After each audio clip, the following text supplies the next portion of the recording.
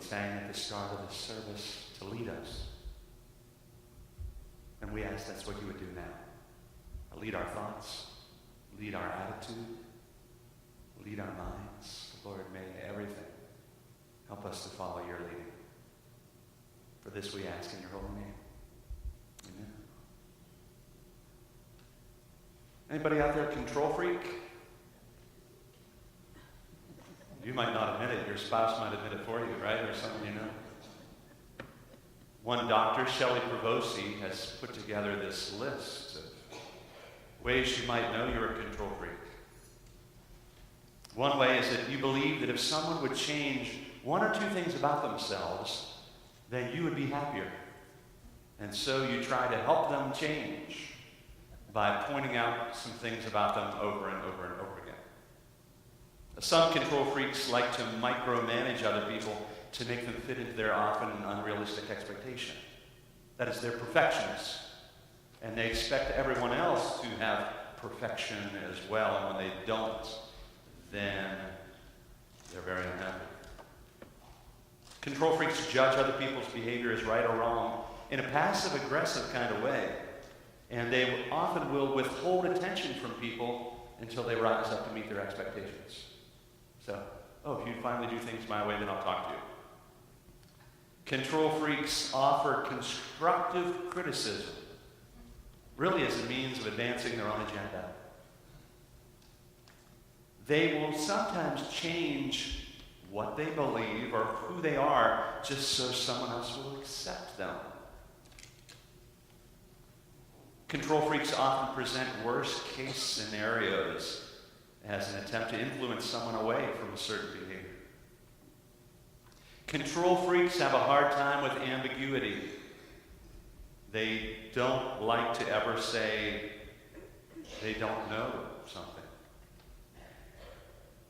Control freaks also try to intervene on behalf of other people by trying to explain or dismiss their behavior to others. Now, if you're sitting in a pew with three people, most likely one of the three of you is a control freak. Statistically speaking, 34% of the population. Now, maybe not all those things apply to you, but perhaps some and at different times.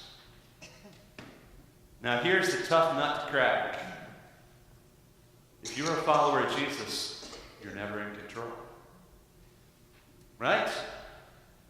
If the Holy Spirit is residing in you, if you've asked Jesus to rescue you from death and from sin, and He's residing, that means the Holy Spirit has come to live in you. And the Holy Spirit is constantly guiding, empowering, leading, strengthening. And so your life is really this constant submission of control, of offering yourself to God so that God's will might be done. Isn't that what we pray in the Lord's Prayer? Thy will be done. Not our own will, but God's. And so it's constant surrender of control. Now, I hope as you've been reading the book of Acts, you have recognized that that's what's taking place. Even though the book is called Acts of the Apostles, it's really not. It's Acts of the Holy Spirit. And the disciples, these apostles, are continuing to have to offer themselves to God, following His leading, His example, His direction. Now, as we jump into this passage today, I need to give you a little bit of background information. This is Paul's second missionary journey. He's traveling at this point with Timothy and with Silas. And most of what they have done so far is touching base with some of the churches they've started. Paul has been there on his first journey. His churches have been established and are built up. He wants to make sure that they're equipped in their faith and they're doing okay. And so he's visiting these existing churches. And he probably thinks that most of this trip is going to be similar, of visiting pre-established churches. But he comes to realize that his plans are not God's plans. And perhaps what he wants is not really what God wants. And so let's check out a map here for a second that we might view a little bit of what's going on. Now, Jerusalem is, oh man, it stopped working. That's what happens when you let the kids play it with it last night. Well, I'll try to use my big old pointer. Right toward the bottom, you see the very bottom, Judea. That's where Jerusalem is, way down there. And all of the red lines are this journey, this missionary journey of Paul. Now, he is traveling eventually to Antioch, which is really a central base for the church. In fact, that's the very first place people are called Christians, is there in Antioch. And he eventually goes to his hometown of Tarsus, there in Cilicia, probably catches up with some relatives and take a little bit of a break before heading off. And then it's an overland route. And really, we're told in the verses before this that Paul wants to go over toward Pamphylia, which is directly to the west, but the Holy Spirit says no. He wants to go up into Galatia, which is the green, but the Holy Spirit prevents them from going there. And then Paul next wants to go over into Mysia, which is pretty much northwest, even directly north. He wants to go up into Bithynia. In all these regions, there are people who don't know Jesus. Again, the faith is still new. People have not heard about Jesus' death and his resurrection and this gospel story of life and what's available to them. So what happens is door after door gets slammed in their face. And now, this might look like a rather small kind of region, but they're from Antioch, going the whole way over to Troas. You see the very point of Asia Minor and this peninsula, which is modern-day Turkey. That's about 400 miles. And they're walking it on foot. This is like you starting here in Hollidaysburg and walking to Fort Wayne, Indiana. How long is that going to take you? Probably a month and a half, 2 months, depending on how many breaks you take and whether you find your food and how you get a place to stay. And get Motel 6 didn't have a light on for them back then, right? But imagine that a month and a half or 2 months, no converts, no sharing of the gospel, door slammed again and again and again. Doesn't make sense. But eventually when they get to Troas, now you might not have even noticed as Linda was reading, but there's this amazing shift that takes place in Acts. Everything up to that point had been written about Paul, or third person plural, right? They, second person plural. They went. They did this. They met this opposition. But then suddenly in the 10th verse of the 16th chapter of Acts, we get the second person personal pronoun, right? We. No, that's first person personal pronoun. Got to get back to my basic facts, all right? English teacher, correct me here. First person plural. He uses we. Who is writing this? Who wrote the book of Acts? Wonder,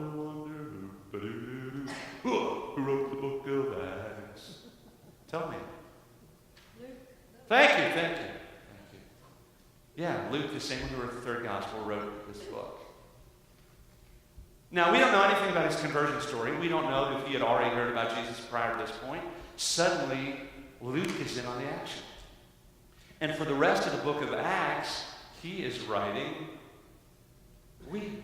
This is what we saw. This is what we experienced. This is what happened to us.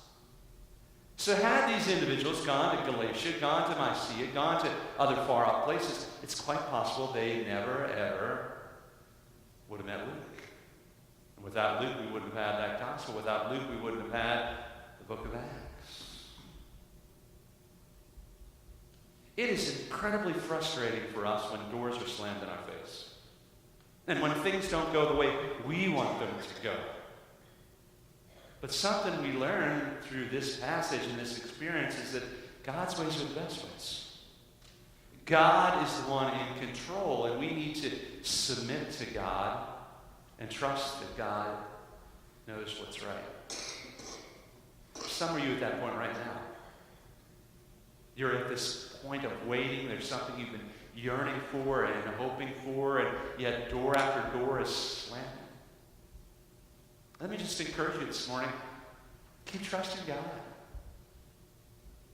Trust that God still has your best interest at heart. And even though sometimes doors slam and windows seem to shut, we hear, well, God closes the door, he opens a window. Yes, and sometimes it even seems like the window's nailed shut. And there's just no way that things are going to happen. But God will make a way when there seems to be no way. And even though it doesn't make sense, someday we might see what God's intentions were. Sometimes it's not till we're in glory that we suddenly can see and it makes sense. But we keep trusting nonetheless. Something else amazing happens at Troas. That Paul sees a vision. A man in Macedonia saying, "Come, help us." Now, this is what's very unique. Everything that Paul has done so far, that region of modern-day Turkey, that's all still Asia. But as he travels from Troas by boat, going over into Macedonia, guess what? It's a whole other continent. And for the first time, the gospel's taken to Europe.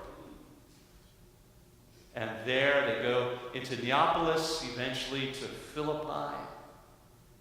And on the Sabbath day, if there wasn't a synagogue anywhere around to worship, why, people would gather by the riverside. And that's where they meet women. And one of them, a wealthy, influential businesswoman by the name of Lydia. Dealer in purple textiles. You only found purple. It's very rare that you had to go to the Himalayan mountains of India to get that. And so she is in the money, and she is able really to support the apostles and to this church that is built up in Philippi. I'm sure a lot of it is her influence and her supporting and making it all happen. And so this time it seems like, well, this is just coincidence, these things, but it's very providential of God's plan of meeting Luke at that location, of meeting Lydia, of bringing these people into the circle of faith who will eventually use their gifts and talents and abilities and resources to build up the church that would be there. Now, next week, as we look at the 16th chapter a little further, we're going to see what happens with Paul and Silas as they continue this journey. Just because you're in the center of God's will doesn't always mean it's easy going. And that's where we're headed in next week's direction. But Paul sees this vision. Do you ever have visions? Let me share one that happened with our family. We thought Karen was having a miscarriage whenever she was pregnant with Annalise. And we asked some friends in the church, please pray. We don't know what's going on. Bleeding was happening, and it seemed like we're losing the baby, and all of those. And so we asked them to pray, and they prayed for us. And this is what one of the women who was praying for us said. I saw a vision of a child with blonde ringlets running through a field with a look of sheer joy on her face. Well, she didn't say she, its face, chasing after a butterfly. So it didn't reveal the gender of that child. But now, almost 3 years later, we have a child with blonde ringlets. You got to get her at the right moment with a sheer look of joy on her face. She doesn't like big people. They scare her, but she can be very smiling, very happy. But that was encouragement for us. The individual, that's a vision they saw. Something in the future. Some have that prophetic gift, that ability. And don't discount it. Sometimes even as you have dreams, you might think, well, that's just that hallucination I had last night talking back to me or something. But no, it's God reveals things to us in visions and in dreams. Don't discount that. Investigate that, prayerfully ponder that, and even share that with other people. So Paul saw that, and followers trusted, hey, this is God's will for us to go to Macedonia. And so that's where they go, and that's where the faith is established. Now, it doesn't always make sense, does it? And why we endure what we endure in life, it's so perplexing. There's an old Chinese parable about a man that owned one horse and had one son. One day the son was riding the horse, and the horse just went crazy and took off. The next day he hadn't come back, and the next day he hadn't come back, and the neighbor eventually comes over to the Chinese man and says, "Your son was lost on a horse. This is so sad." But the owner of the horse and the father said, "What makes you say it's so bad?" Well, a few days later, that son came riding back into town, not only on that horse, but behind him, 13 wild horses. And they all went directly into the corral. And so there were 14 horses. The next day, the neighbor comes back and says, "Oh, this is so good. Your son has returned. Not only with your horse, but with 13 other horses. This is a good day." But the Chinaman said, "What makes you say this day is good?" Well, the next day, the son is riding on one of those wild stallions, trying to calm it down. And again, the horse goes crazy, bucks him off, and he falls off the horse and breaks his leg. The neighbor comes over to the Chinaman. "Oh, this is sad. Your son falls off the horse, breaks his leg. What a sad day." But the Chinaman asks, "What makes you say the day is sad?" But the next week, it ended up, warlords came drafting for the emperor's army. And every young man in that village was taken away from their home to face battle and be trained for war. Only that Chinaman's son had a broken leg, and he was ineligible to be part of the army and to fight. And it was good. Sometimes as we face the ebb and flow of life, we think we know what's good. We think we know what's bad. We think we know what's right. But how do you know it's good? How do you know it's bad? See, we look at things through our limited vision. Our feeble little minds trying to comprehend the grandeur and goodness and plans of God.